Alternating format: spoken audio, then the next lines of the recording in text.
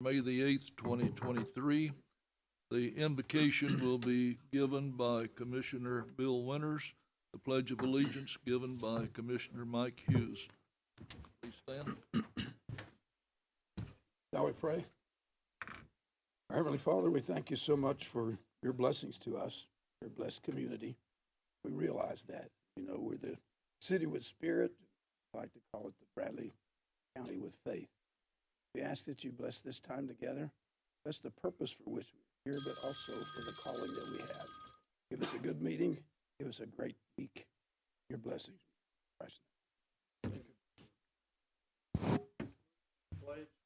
Pledge allegiance to the flag of the United States of America and to the republic for which it stands, one nation, under God, indivisible, liberty and justice for all. Thank you very much. The Mayor Davis is not with us today. Mr. Lewis, you have anything for the mayor? Thank you, Mr. Chairman. Just a septic repair program update. This is as of the end of the day on Friday. There have been now 207 properties in the process, 11 sewer hookups, 74 TDEC permits issued, 69 signed contracts, and construction has begun on those, and 28 projects completed. That leaves then $165,929. So at this rate, sometime in the next month or two, we'll have depleted that $750,000. That's all I have. Thank you very much. I think we had some additional money that would have been there if we need it, if we have an abundance of people. We'll take the reports from committees and our districts. We'll start on our right with Commissioner Beatty, please. Everything looks pretty good in First District. That is great. Commissioner Hughes. Mr. Chairman, I have nothing to report this time. Okay. Commissioner Alford. Second District's doing well. I was up by Charleston the other day. HCI funds, they have finished their pickleball court, it looks like, and basketball courts, but no goals are up yet. So I don't know when that's going to get finished, but they've made a little progress, it looks. I notice we have our fence up around the Louis Alford Farmers Market. It's back up. Yes, fine. We do have the fence repaired now, so the market's open and ready to go. Great. Commissioner Blake, please. All's good in the third. Thank you. Commissioner Collins. All is well in the third. Thank you, Mr. Chairman. Well, we're moving right along here. Commissioner Winters. Mr. Chairman, I had the opportunity of being at the Lee University commencement exercise. That was just a beautiful, beautiful experience to see higher education at its best in our community. The sunshine came out as soon as the diplomas were being presented, so it was a great day. The 7th District's in great shape. Thank you, Mr. Chairman. Thank you very much. Commissioner Gilbert, please. It'll be all right, Chair. I'd like to call James Dobb, if he'd like to speak for just a minute. Please, Mr. Dobbs.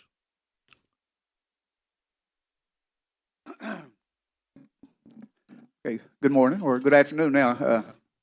I got a letter prepared, so because I'm getting kind of older and I don't remember say a few things right. So, good afternoon, ladies and gentlemen of the Bradley County Commission. My name is James Dobbs. I'm a member of the Oak Grove Rewton Club, and currently I'm the president of the Oak Grove Rewton Club. And I'm here before this elected body to present a dilemma and a request. And before I begin, I just heard the report from the mayor about some funds that's been allocated and some projects that's already been done. So this may not, but let me continue. First, I want to give you a brief background on the history of our situation. The Oak Grove Rewtons, we were chartered as a club in 1953. And since 1953, 17 years later, Howard Griffith and Sally Griffith, close to our club, deeded us an acre of land. And on that acre of land, we built a clubhouse. And since 1969 or 70, when that clubhouse was built, at that time, Cleveland Utilities was three parts. Our Cleveland water system was put in a water line for us, well, a meter to begin with. And that meter was put in 2,000 feet away from where the clubhouse now sits. And we've requested since then to have it moved, but that's another thing. That's not what I'm here this morning for. But it's located now at 630 Griffith Drive. When the clubhouse was built, only one other home was in that area to supply water to the Cleveland utility. Like I said, it was 2,000 feet away. And our water line that we put in from that meter was galvanized piping. And you're familiar with galvanized piping, water is not too good. Then on Wednesday, April 26th, per the Cleveland Daily Banner's article dated 29th of April, the Tennessee Department of Environment and Conservation, TDEC, announced 102 grants totaling $232,709,981 from the state's American Rescue Plan Fund, part of which TDEC is administering in the form of drinking water, wastewater, and stormwater funds. Today, I'm here to ask you to consider spending a portion of the $8,650,011 collaborative grant that the county received as part of that $232,709,981 to replace our galvanized water supply lines so the Oak Grove Ruitans can continue giving back to our community under safer water and environmental conditions. Thank you, Scott. Thank you. Sir, if you don't mind, point of contact on this would be two people, Mr. Lewis and Commissioner Blake, on that, and give you the parameters and what's authorized and what is not authorized. Okay. Okay. Yeah. They will know all of that, and they'll be glad. I'm sure be glad to help you. Okay. And Scotty knows our situation over there and where that meter is. It's quite a ways from the buildings. I understand that, but we're dealing with federal money. I understand that too. Restrictions. We just We'll want to get make with sure. them, Yeah. Mr. Dobbs. Thank Get you. it took care of. Thank you, buddy. Your nickel, sir. And that'll be it for me. Oh, okay. Commissioner Thompson. All good in the fourth. All righty. Commissioner Goins. Commissioner Slater. Thank you, Mr. Chairman. I'd like to congratulate Emma Kate Squires of Walker Valley High School for scoring a 35 on her ACT test. That is almost a perfect score. She also has graduated from Cleveland State Community College last week before her high school graduation takes place this week. Also, Ben Sullins from Walker Valley High School scored a 35 on the ACT, which is almost a perfect score. And Cameron Atcha from Bradley High School scored a 35 on the ACT. Last week, I had the opportunity to attend the Wright Brothers graduation at the Pie Center. There were 22 graduates this year. If you remember, the Wright Brothers are working closely with the Pie Center. 18 of the 22 graduates from the program signed contracts last Friday to go to work for Wright Brothers beginning June the 1st. So congratulations to those gentlemen. There were 17 from Bradley County and 1 from Polk County. Wright Brothers continues to be a tremendous asset in our community and continues to work daily to change the lives of young people in our community. Also, Bradley County EMS were awarded the Star Life Award for Region 3 for their truly heroic efforts they displayed on Christmas evening in 2022 in saving the lives of 3 beautiful children after a horrific accident. A Christmas that changed our community, the Dillard family, and these men and women who work for our EMS and Bradley County Sheriff's Department every day. Thank you again to each and every one of you for your service to the citizens of Bradley County and Cleveland, Tennessee. And also, Mr. Chairman, the Education Committee will meet tomorrow afternoon at 3:30 here in the Commission Room. And that's all I have today. Commissioner Thompson. Mr. Chairman, I missed one thing. I'd like to call a landfill committee meeting May the 22nd at 12 o'clock. All right. Next is Commissioner Mason. Thank you, Chairman. Everything's well in the 6th District. I should have a TDOT litter grant report maybe next week. Thank you. Thank you. Commissioner Ledford. Thank you, Mr. Chairman. This week is National Nurses Week. I think also National Teachers Week. So you see a nurse, thank them for what they do. I think working there for all these years, it's, we really don't know what nurses do, but they work hard and they have a tough job, and it's almost like this job. It's very thankless. You know, the people don't really thank you until something bad happens. Then they're all over you about, you know, you done wrong or you didn't do the right thing. Anyway, the next thing is went to wrestling Saturday night down at the McDonald old gymnasium there. That was a fun night, so enjoyed that. Had a little get together this morning at Bojangles with some of the 6th District constituents. Had a good time there. Richard Burnett was there, and I was trying to think. Tom Collins was there. Had a good time there, just talking to the people and getting to know them, and if they had any issues or anything. But everything was good to go there. Me and Tom did ride down and look at a road that we had a little issue that was mentioned to me Saturday night at the wrestling. We went down and looked at that this morning, and that's all good. He's going to put some cold patch on it, and that should be good. And last thing I want to mention, one of our constituents, Tim and I, used to be in our Ruatan Club, Randy Trulove, passed away. So just condolences to that family. And that's all I have, Mr. Chairman. Thank you. Thank you very much. Commissioner Rogers, please. Thank you, Mr. Chairman. Like it's kind of been mentioned here today, it is graduation week in Bradley County, and had Lee University and Cleveland State, but Walker Valley and Bradley are also graduating this week, along with Cleveland High School here very soon. And just wanted to say congratulations to all the graduates on this accomplishment. A lot of these students are, you know, going into their next education steps, whether it might be college, but a lot of these students are going straight into the workforce here in Bradley County. And so just encourage all the businesses in Bradley County to look at these students and hope to help them find jobs and prepare them well for their future. As mentioned by Commissioner Ledford, it is Nurses Week. It is also Teacher Appreciation Week and also Correctional Officers Appreciation Week. And so if you see a teacher, a nurse, or a correctional officer this week, please thank them for their job, because all three of those are very difficult jobs to have, and very important jobs to have as well. I have been receiving a lot of phone calls this week from constituents, and this is really a City of Cleveland issue, but Waste Connections in the City of Cleveland have announced that they're going to be introducing a new 95-gallon trash can for all city residents. Starting next Monday, May 15th through the 31st, everyone in the City of Cleveland will receive a new trash can for free.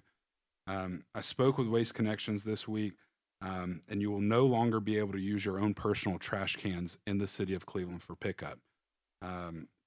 And should your family require additional waste receptacle, there will be a $10 a month charge that you'll have to pay to Waste Connections for that additional trash can. Waste Connections did state that they will only take bags, that only bags inside the container given out by Waste Connections will be eligible for pickup. A lot of times when you drive around, you'll see a trash can, and then if you're like my family, 700 Amazon boxes outside, and then other bags and other trash. Those items will no longer be available for pickup inside the city limits. So you will have to either buy that $10 extra can a month, or you'll have to take it to the landfill or hold it for yourself for a week until you can reuse that trash can again. I think this could become potential a thing for us, because more and more people will be using our landfill to be able to take some of these trashes and some of these boxes. Starting the week of June 5th, they'll offer complimentary disposal of old cans. And so if you'd like to have your cart discarded, you're more than welcome to. The reason really for this is that they're getting new trucks. These are the automated trucks, so they will be the ones with the arms that will pick the can up, dump it, and set it back down. For county residents who use Waste Connection, their can is already included in their monthly or annual costs that they pay.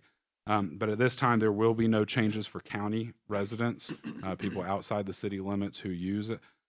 Waste Connections, they are still using what they're called backloaded trucks. If there are any changes, they said they will be in contact with those customers in the future. If constituents or people in the city or people in the county have any questions, they can contact Waste Connections at 423-476-2293, or visit their Facebook page, which is Waste Connections of TN Cleveland Hauling, for more information. But had probably 4 or 5 residents in my neighborhood ask me about it, and probably had about 10 calls about it this week too. So I've kind of been letting them know to contact their city councilman, but also wanted to mention that today. So, and that's all I have, Mr. Chairman. Commissioner Thompson? Sound to me like the city wants more money. Thank you very much. Before we move on to the agenda items, I'd like to welcome our sheriff, Steve Lawson, here, and also Doug Berry of the Chamber of Commerce. We appreciate both of them. I forgot 2 things, if you don't mind. Go ahead, sir. I attended Keith Edwards' retirement party down at the sheriff's office the other day. I think Howard and Mr. Gilbert was there, but it was an excellent offension. A lot of the old sheriffs, all the old sheriffs, I think there was 5, weren't they, Sheriff? 5 of the ex-sheriffs were there at the party, and it really went well. I thought it was a great event, and just thought I'd mention that. And I need Mr. Mason. I had a person 3:30, if you don't mind mentioning it to Mr. Collins. 3:30. Let me get it back up here. More sleep on me. Moore Circle, I believe it is. They need a tile. They say the road is so narrow you can't even pass each other. So if somebody could check that out, I'd appreciate it. Thank you. Thank you. You're very welcome. Moving on to the agenda items. Agenda item A, Commissioner Hughes, please. Mr. Chairman, this is a resolution to rezone from Forestry Agricultural Residential FAR District to Highway Commercial C3 District property located at 2929 Harrison Pike and identified by tax map 040N, Group A, parcel 005.08. And this can be seen on pages 2 and 3.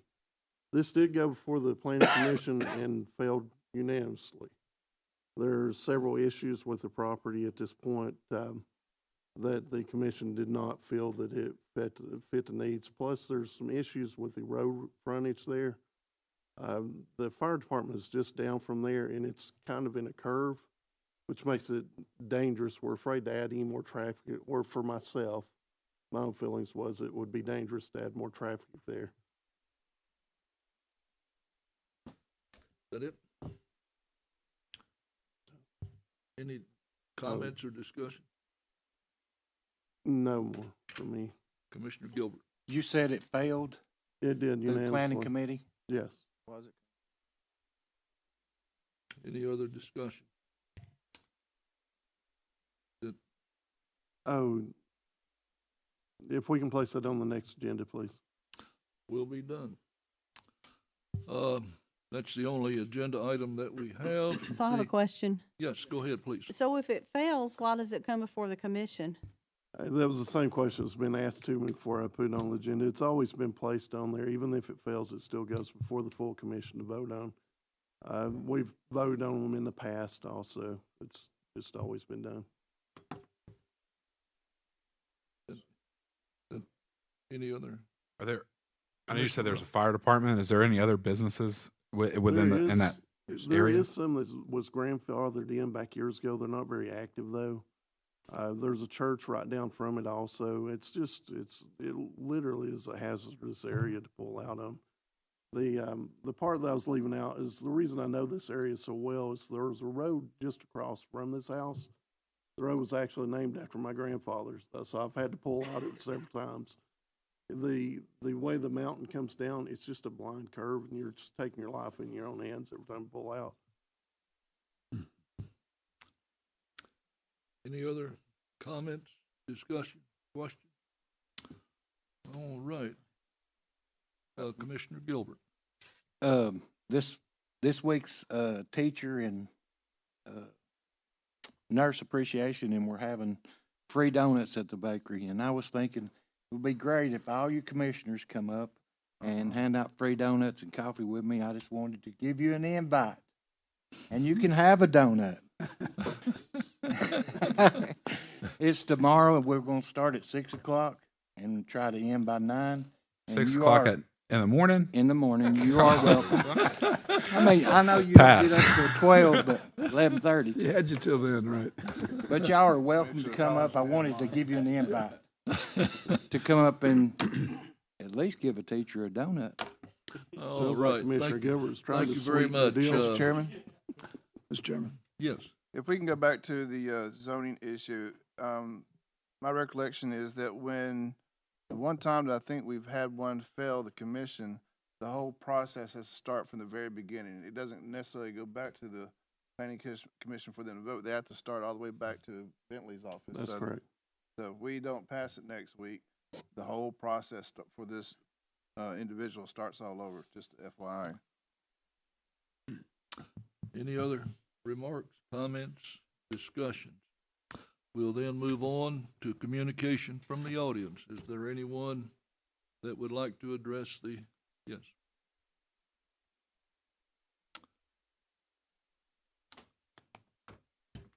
Dan, allow me to make a remark before you start. I've been reminded that when the bell goes off at the end of 5 minutes, I then, to give you additional time, I have to ask someone on the commission if they would be willing to grant it to you. Is that okay? Thank you. Go ahead. I'll be short. Mark's get set. I'm just curious. Does anyone have kind of an idea, or where could I gather the information data for what the cost of this special election that we're going to have in March is going to be? And I'd like to kind of get a cost on that. And another thing is it possible that we could bill the individuals that didn't fulfill their elected obligation and caused this, and I mean, is there something in the state statutes that can't say we can't, or is there just something that we've never done that, so that's some type of protocol that we can't follow? Because I don't understand why the taxpayers should be obligated to pay for something when the people involved, the two people involved, did not fulfill their obligation. When you stood up and said, I want to run for election, I'm going to fulfill this obligation, and you don't even stay in that position a year, on 2 counts. So why can't they be billed for this? I mean, I just think it's ridiculous that you stand up, say you're going to fulfill an obligation, and then you don't do it. I mean, I just, maybe I'm missing something, but I don't understand it. Especially, I mean, if it was 5 years into an 8-year term on both sides, okay, I get it. But, I mean, I just think it's a disservice to the community and to the voters and to everybody who contributed to that. And now you're going to hit the taxpayer with that. I mean, I just think it's a problem. I mean, if you don't, that's cool. But I do think it's a problem. If we spend $40,000 or whatever this cost is going to be, I think that those who didn't fulfill their obligation should contribute to that. I think that's only fair. If I back out of my drive and tear the road up, I mean, I feel obligated that I should fix that. Well, if you stand up and say I'll be in there for 8 years and you're not, well, guess what? Not only is that on you, but it's also on the taxpayer, and I don't think that's fair. Just my thoughts. Mr. Chairman? Appreciate it. Mr. Chairman. Yeah. Right. 1 second, Dan. So it's not a special election. It's not being called for any, I mean, it's going to happen no matter what. Next March is a presidential primary. So it's not a special call. There's no additional cost.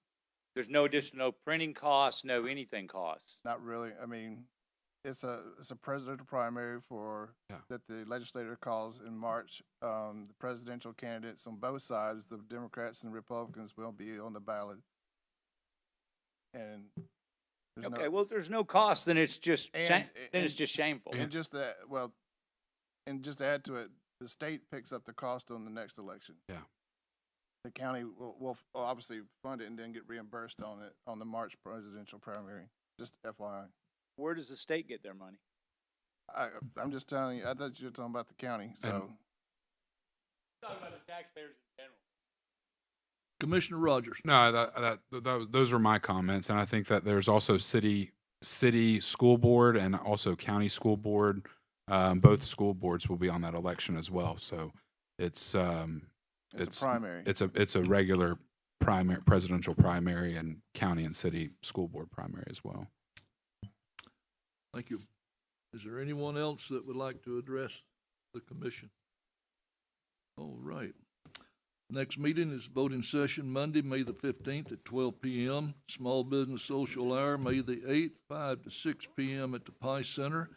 Idea Leap Pitch, May the 8th, 6 to 7 at the Pie Center. Education Committee meeting tomorrow at 3:30 in the Commission Room. 3-Star Planning Meeting, May the 10th at 1:30 to 3 p.m. at the Mayor's Conference Room. Walker Valley Graduation, May the 11th at 7:30 p.m., McKenzie Athletic Complex. Bradley Central Graduation, May the 13th, 7:30 p.m. at Bear Stadium. Landfill Committee meeting Tuesday at 3 p.m., is that right? All right.